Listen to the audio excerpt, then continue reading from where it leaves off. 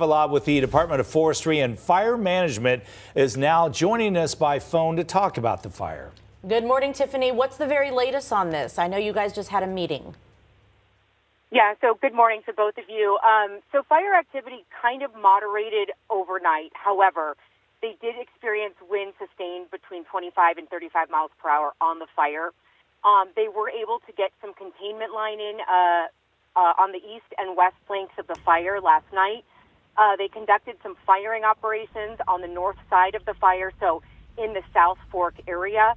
They were able to get those firing operations in and tie it down into some local roads. Crews were also doing structure protection overnight in the South Fork area. But again, this wind has really been a challenge over the last couple of hours, especially at the start of this fire when they had a wind gust up to 65 miles per hour. It really challenged the resources. We weren't able to fly aircraft. And unfortunately, because of the red flag warnings today and the high winds expected again, they may not be able to fly heavy aircraft again today. Oh, that's really a shame. Well, we're praying that the winds lay down at some point. How much manpower is fighting this by the ground?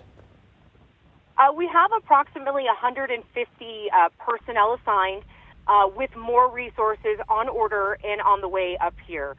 We have hotshot crews, hand crews, engines, tenders, dozers are helping punch in containment line on this fire also.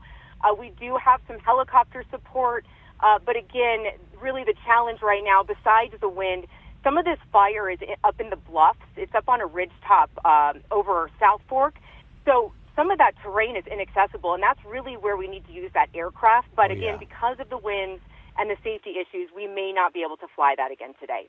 And Tiffany, April is also joining us as she continues to watch the winds and the forecast. And, you know, for so many people, this is a vacation spot, lots of memories for families. Can you give us an update as well on maybe how the town of Greer is doing? You know, we want to confirm that no buildings on the main street there have burned down. A lot of people asking about that.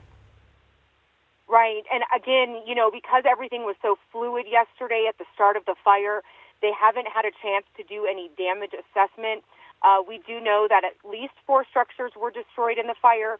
What type of structures are unknown at this time, but over the next day or so, they will be getting in there to do that damage assessment and see exactly what happened in Greer. 3 structures and a travel trailer, were destroyed in the fire. Hey, Tiffany, for folks who live there and folks who maybe are here and have second homes there, what would you like to tell those people? You know, our resources are actively engaged in Greer. They're doing a lot of mop-up right now. There's a lot of fuel that is still very hot. So it is still an active situation in Greer. But, you know, they are still in go at this time. But they are doing the best that they can with the winds, with the challenges that they're facing, to get it, you know, wrapped up in that area so that we can get people back into their homes and back into that community.